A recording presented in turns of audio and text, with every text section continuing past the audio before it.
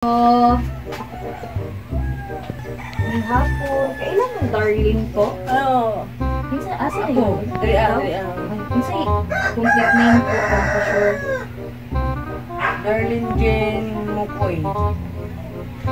Ang apelyido? Sa akong valid ID. Pero, sa apelido mo gusto sumama, pero kung basyon sa nasa kong papa nga side, lawin din dito. Ay. So, ma'am, naaday may i-deliver sa imo habang nakawas.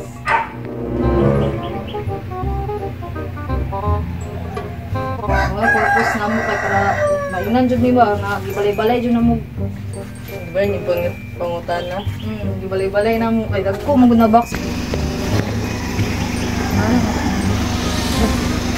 Hindi ko naman ba? Tabang ako ma'am di.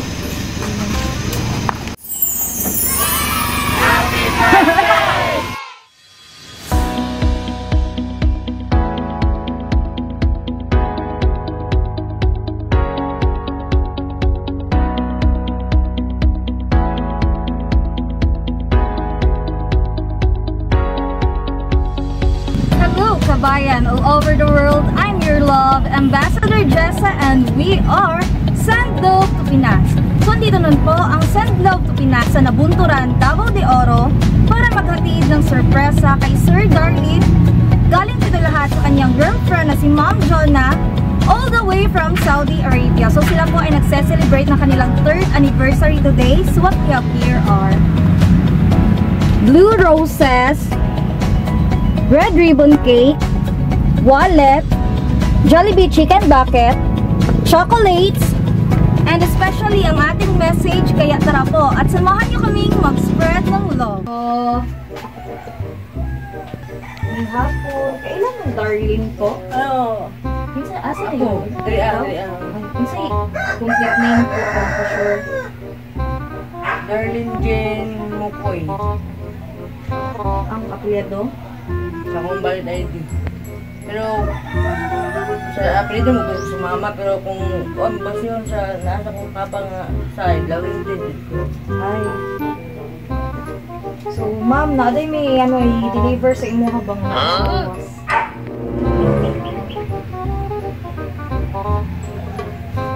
Purpose na mo kay para mainan jud ni ba na gibalay-balay jud na mo. Diba yung pangutan na? Gibalay-balay na mo kay dagko mo na box. Hindi ko naman ba? Tabang ako ma'am di.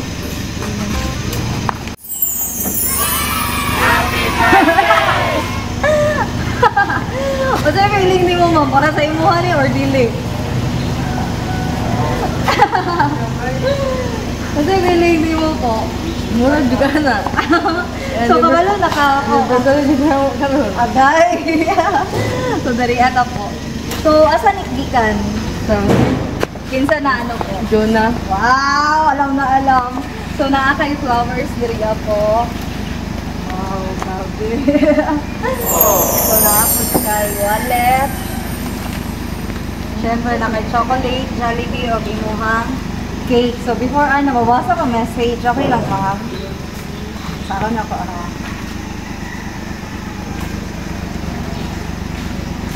Happy 3rd anniversary, love. Una sa lahat, thank you for the past 3 years. I may not always say it, but I will always love you. I am so sorry if I've hurt you. I promise I will always love you. I hope that one day you can forgive me. I'm sorry for the words I said that I shouldn't have. I regret saying those things to you. I don't know why I said them. All I know is that I was angry. I'm so sorry if I could turn back time. I would have stayed quiet to avoid hurting you.